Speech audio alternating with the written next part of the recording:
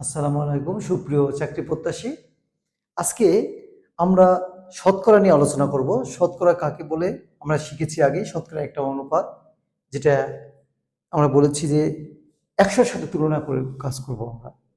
এই জিনিসটা শতকরা কত ভাগ বেশি, কত ভাগ কম, কত শতকরা লাভ হলো, এই জিনিসগুলো ১০০-র সাথে তুলনা করি বলে এটাও একটা অনুপাত। এখন শতকরাকে আমরা সাধারণত কি দ্বারা প্রকাশ করি? শতকরাকে আমরা সাধারণত পার্সেন্টেজ হিসেবে প্রকাশ করি এইভাবে, পার্সেন্টেজ। এটা সমান আমাদের কি 1/100। ঠিক আছে, এইভাবে আমরা লিখি। তাহলে এই ছোট্ট কনসেপ্টটা থেকেই আমরা এখন লিখতে পারি শতকরা একটি ভগ্নাংশ হলে এর হর কত, তাই না? এই যে শতকরা একটা যদি ভগ্নাংশ হয় এর হর কত দেখতে পাচ্ছি, 100 না? তাহলে এখানে বলছি 1% 100 না, সম্ভব নহে, আমরা এখানে 100 দেব। ভগ্নাংশ হলে একটা হর হলো 100। শতকরাকে ভগ্নাংশ করতে হলে কি দ্বারা গুণ করতে হয়? শতকরাকে ভগ্নাংশ যদি করতে চাই, এখানে যে 5% থাকে, এটাকে শতকরাকে ভগ্নাংশ করতে চাইলে এখানে 1/100 তে গুণ করবো, তাই না? 1/100 তে গুণ করলে ভগ্নাংশ হয়। তাহলে এখানে কোথায় আছে? পার্সেন্টেজ দিয়ে গুণ করবো, 100 তে গুণ করবো, না 1/100 তে গুণ করবো? কারণ শতকরা মানেই হলো পার্সেন্টেজ। শতকরা মানে কি? পার্সেন্টেজ। তাহলে পার্সেন্টেজ থাকলে একে ভগ্নাংশ করতে চাইলে আমরা 1/100 তে গুণ করবো, ওটা ভগ্নাংশে রূপান্তর হয়ে যাবে। যেমন আমি যদি 3%, তাহলে কি লিখবো? এটা 3/100।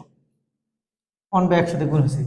5% মানে 5/100। হ্যাঁ, এরকম। তাহলে আমাদের উত্তর হবে গ। আরেকটি কি বলছে? কোনো ক্রয় বিক্রয় ব্যবসায় কিনা এবং বিক্রি করি, এই ব্যবসাতে লাভ বা ক্ষতি কার উপর নির্ভরশীল, কার উপর হয়ে থাকে? লাভ বা ক্ষতি কার উপর হয়? ক্রয়ের উপর হয়, বিক্রয়ের উপর হয়, দ্রব্যের উপর হয়, না ব্যবসার উপর হয়? আমরা জানি, এটা মনে রাখবো, ক্রয় বিক্রয় ব্যবসার উপরে। যদি লাভ ক্ষতির কথা বলে, লাভ ক্ষতির কার উপর হবে? ক্রয়ের উপরে। আমি যদি জিনিসটা কম দামে কিনি তাহলে লাভ হবে, জিনিসটা যদি বেশি দামে কিনি তাহলে ব্যবসায়ী লস হবে। তাহলে ক্রয়ের উপর নির্ভর করবে আমার ব্যবসায় লাভ না ক্ষতি। তা ঠিক আছে, তাহলে উত্তর হবে এখানে ক।